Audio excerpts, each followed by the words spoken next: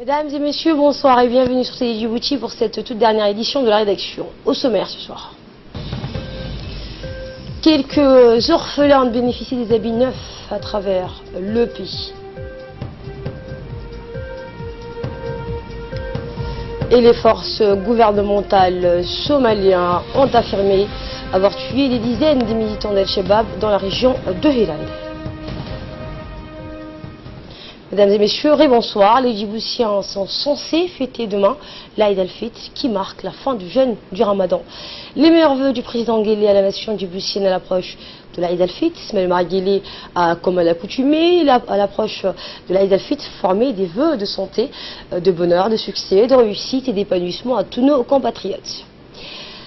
Mes pensées vont en premier lieu à toutes les forces vives de notre nation, notre population active, nos jeunes, nos mères et sœurs courageuses et à toutes les autres catégories démographiques de notre pays qui se démènent au quotidien pour mettre notre nation en phase avec les exigences d'un monde moderne et en perpétuelle mutation, a-t-il dit. Eh bien, mes pensées vont ensuite à nos compatriotes affaiblis par les maladies, a-t-il affirmé, avant d'étendre ces mêmes pensées généreuses et fraternelles aux Djiboutiens en proie à l'isolement et aux précarités sociales. Puisse Dieu accepter notre prière de voir notre pays engranger définitivement et à grande échelle les fruits de la croissance, a par ailleurs souhaité le président de la République. Puisse Dieu aussi préserver l'aptitude légendaire et exceptionnelle dans cette partie du monde qu'a notre pays de rester inlassablement dans le giron de la paix, de la stabilité, de l'unité, de la cohésion nationale, préalable indispensable à l'avènement d'un essor économique et social durable, a-t-il poursuivi. Je forme l'espoir aussi, a-t-il dit, d'une plus grande complicité et complémentarité entre les différentes composantes culturelles de notre monde, a-t-il conclu. Et hier soir, au quartier commercial de la capitale, des cohortes de mères entourées de leur progéniture se livraient au jeu du marchandage avec les vendeurs des magasins de vêtements ayant pignon sur eux. D'un côté, les commerçants renchérissent donc les tarifs de vente de leurs articles vestimentaires. De l'autre, les mamans ne s'en laissent pas compter. Elles ont déjà une idée de la valeur marchande réelle des habits neufs qu'elles veulent acquérir au grand bonheur de leur chère petite tête bouclée. La fièvre donc des hachés s'étant emparée des habitants de Djibouti-Ville. Le centre-ville de la capitale était noir de monde. Le soir venu, une pagaille inhabituelle y règne. On a assisté au brouhaha des klaxons d'automobilistes qui se disputaient le bitume avec les piétons déambulant d'une échoppe de vêtements à l'autre en plein quartier commercial. Vous l'aurez compris, donc c'est officiel, c'est demain, l'Aïd al-Fitr, et c'est le comité religieux et ulama djiboutien qui vient de l'annoncer tout à l'heure donc sur nos antennes. À l'instar des pays musulmans, notre pays a célébré cette grande fête musulmane et donc l'ensemble, une équipe de la radio-télévision de Djibouti s'est rendue dans les centres commerciaux pour constater de visu l'ambiance de la soirée et la fête. Dès l'annonce de la fête des Djiboutiens, comme à leur habitude, se sont rués dans les magasins pour les achats. Eh bien, des familles entières sont dans les marchés de la place Mohamed Halbi et devant les magasins donc pour faire les achats de la fête de l'Aïd al-Fitr, une fête donc religieuse qui doit célébrer dans la joie et l'allégresse.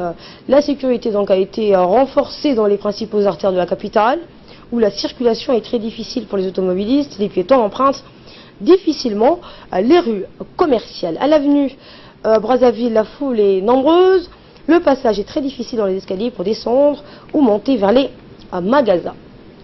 Également dans l'actualité, le ministre du Budget en étroite collaboration avec le ministère du Budget, en étroite collaboration avec le ministère du Travail, a clôturé ce matin au Palais du Peuple un atelier de formation à l'attention des formateurs du Centre d'application financière, le CAF. Le séminaire est animé par des spécialistes en la matière qui sont venus de l'École nationale d'administration de Côte d'Ivoire. La formation a pour objectif de renforcer les connaissances afin de résoudre le défi transformation qualitative qui se pose à l'administration. Rappelons que le gouvernement s'est engagé dans une profonde réforme en vue de rendre l'administration performante et efficace. Le centre d'application financière, le CAF, sera construit, on rappelle, à proximité de l'Institut national d'administration publique l'INAP. Le séminaire a vu la participation du ministre du Budget, Bodé Ahmed Rabelais, du secrétaire général du ministère du Budget et celui du ministère du Travail, ainsi que plusieurs hauts cadres du ministère de Budget. Écoutons justement le ministre du Budget qui nous explique l'objet de cet atelier. C'est un plaisir pour moi de prendre part à la cérémonie de clôture du séminaire de formation de futurs formateurs du Centre d'application financière du ministère du Budget. J'exprime ma gratitude à l'endroit de l'ENA de Côte d'Ivoire, dont l'assistance technique nous a permis d'arriver à ce stade du projet de création du CAF, la preuve concrète de la coopération Sud-Sud, comme vous venez de le citer. Je me réjouis par ailleurs de l'excellence des relations existantes entre nos deux institutions depuis la signature de la convention de partenariat signée entre les deux parties en février 2016. Sur la base de cet accord, il a été décidé de réaliser une étude de faisabilité d'une structure dédiée à la formation du personnel des administrations à gouvernance économique et financière. Ce séminaire qui prend fin à ce jour s'inscrit dans le cadre général de la réalisation des jalons nécessaires à la mise en œuvre du CAF. Comme vous le savez tous, notre pays envoie chaque année de nombreux fonctionnaires des administrations à gouvernance économique et financière se former à l'extérieur.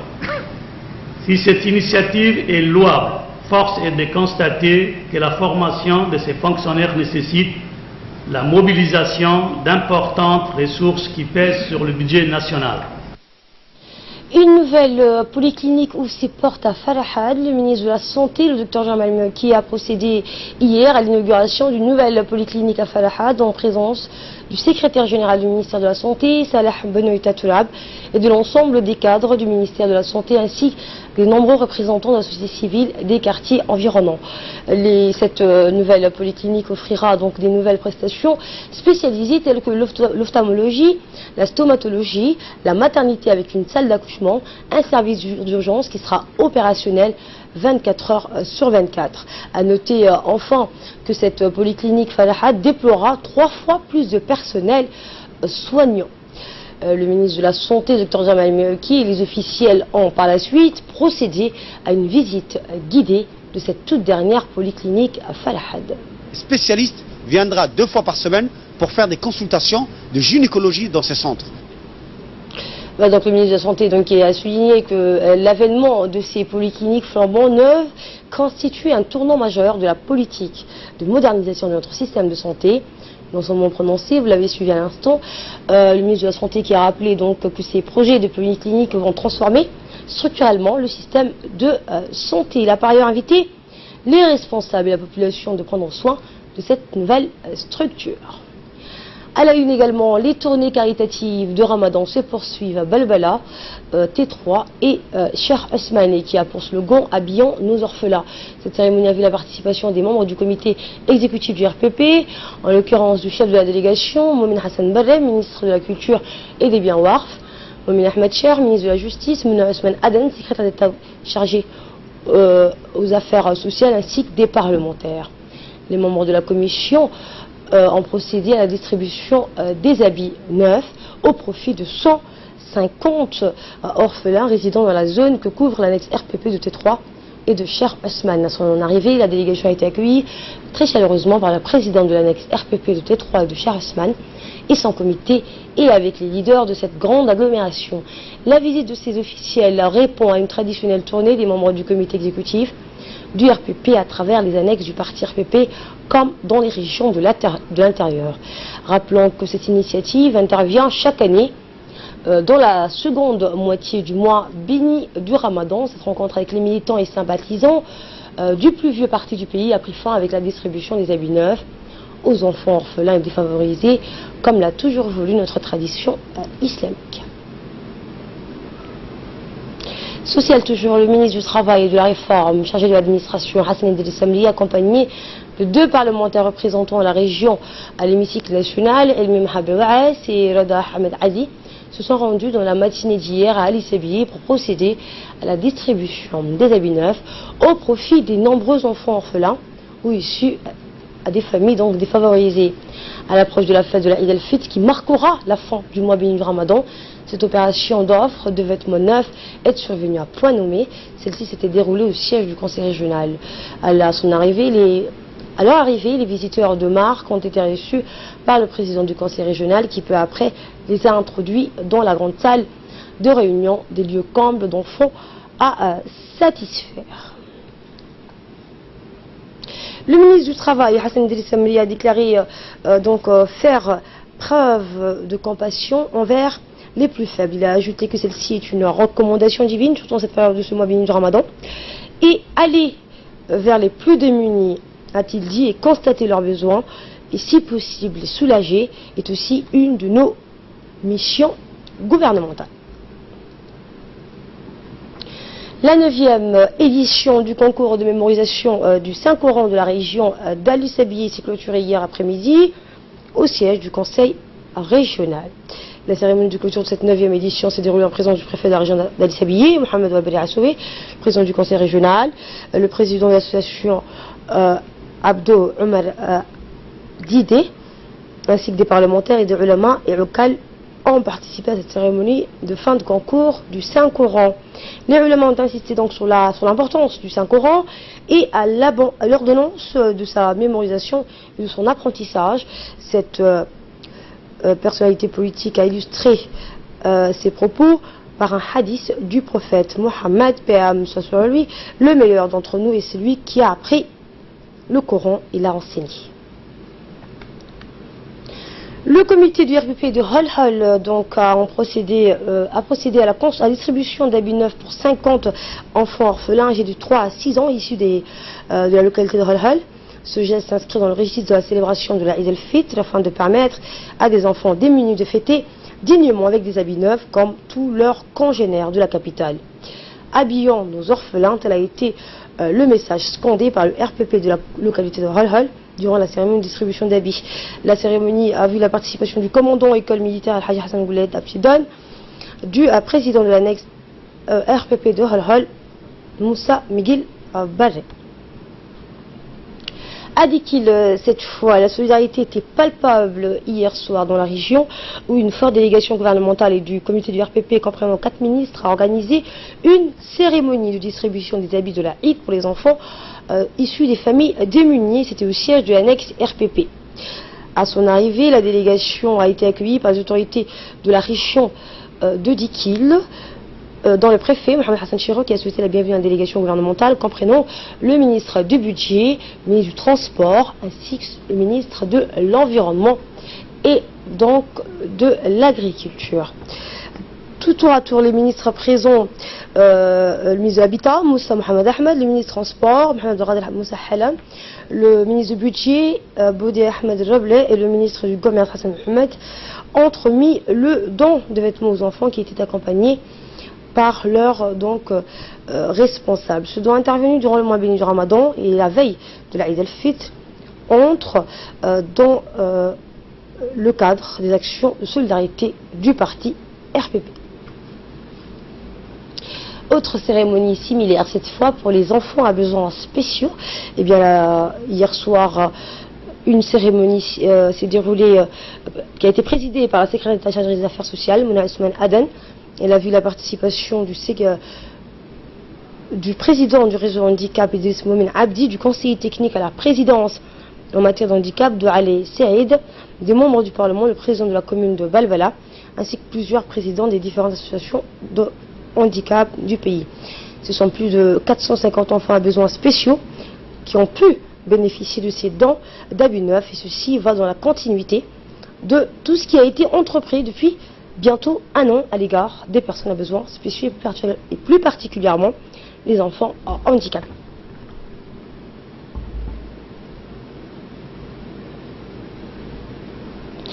La secrétaire d'État chargée aux affaires sociales, Mme Mouna Ousmane Aden, n'a pas manqué de remercier l'initiateur de ces projets, le président de la République, Ismaël Marguele, ainsi que la première dame, Mme Khadija Mohamed Haïd, qui jour et nuit veille, a-t-elle dit, sur la fierté et le bonheur du peuple djiboutien.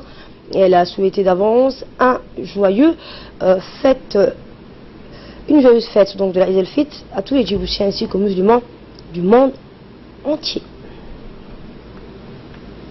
Dans le reste de l'actualité, l'Organisation internationale pour les migrations, l'OIM, en étroite collaboration avec le ministère de la Femme et de la Famille, l'école Caritas et l'ONG SOS Village a organisé hier une journée récréative et de partage avec les enfants migrants de Djibouti. Un moment de joie pour ces enfants qui ont pu participer à des ateliers de coloriage et de peinture proposés par l'école Caritas pour leur permettre de s'exprimer et d'évoquer ce que cette journée leur inspire. Par la suite, une séance de discussion avec les enfants migrants a eu lieu afin d'identifier leurs doléances et d'être à leur écoute. Eh bien, par ailleurs, cette journée récréative et de partage fut l'occasion pour l'OIM de distribuer des vêtements neufs au profit des enfants migrants à Djibouti à l'approche de la Eid al-Fitr. La plupart des ONG qui sont impliquées, qui sont engagées sur cette thématique des enfants migrants, des enfants de la rue, beaucoup sont des enfants qui viennent des pays frontaliers, pour X raisons sont ici, ont 10, 11, 12 ans, 13 ans, et qui sont un peu laissés à eux-mêmes à se débrouiller et exposés à toutes sortes de risques, comme on sait tout enfant qui est seul, sans accompagnement et exposé à toute forme de risque pour lui-même, pour elle-même. Donc aujourd'hui c'était l'occasion de partager un moment avec eux, jouer avec eux, dessiner, peindre, leur donner un petit goûter, leur donner des vêtements, surtout dans ce mois saint du Ramadan. C'était important qu'on puisse donner quelque chose à ces enfants qui ont besoin aussi d'être entendus, besoin de jouer, besoin de revivre cette enfance. À la une également, je vous emmène au nord du pays, à Tadjoura, où une délégation des parlementaires s'est rendue au village de Dougoum, situé dans la région de Tadjoura. Et bien, comme le mois béni du Ramadan est un mois de charité, à l'occasion de la Eid al-Fitr, les parlementaires ont fait un don d'une centaine de tenues vestimentaires aux enfants démunis. La distribution a eu lieu dans le village de Dougoum. Le président de l'association des habitants de cette localité, Mohamed Daoud, a remercié les parlementaires pour ce geste noble au profit des enfants démunis. C'est dans cette optique que les parlementaires ont procédé à la distribution de ces habits neufs.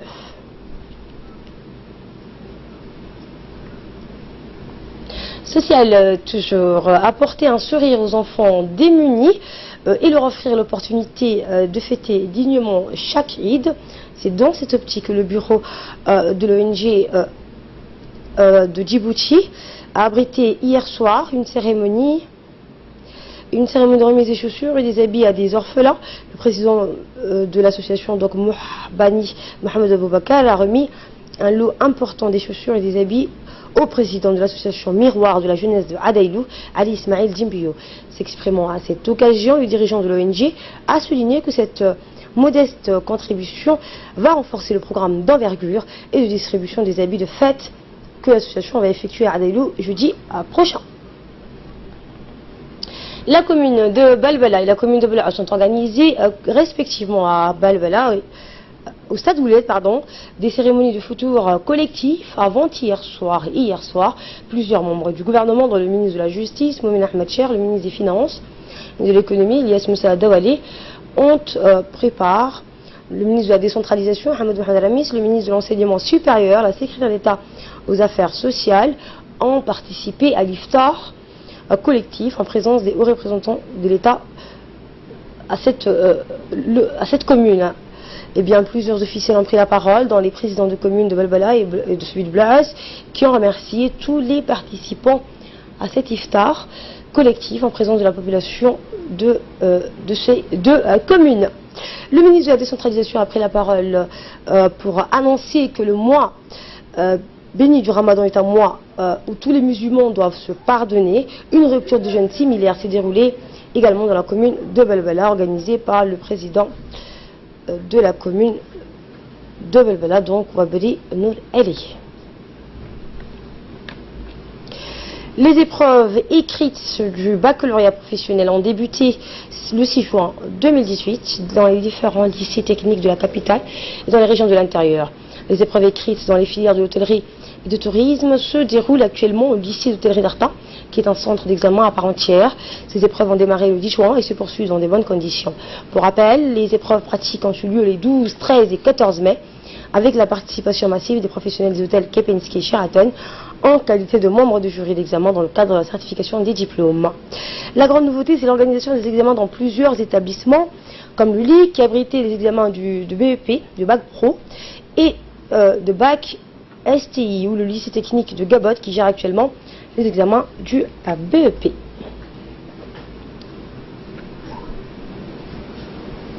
Superviser les déroulements et le fonctionnement des examens de Bac Pro d'hôtellerie et de tourisme et apprécié par le monde professionnel.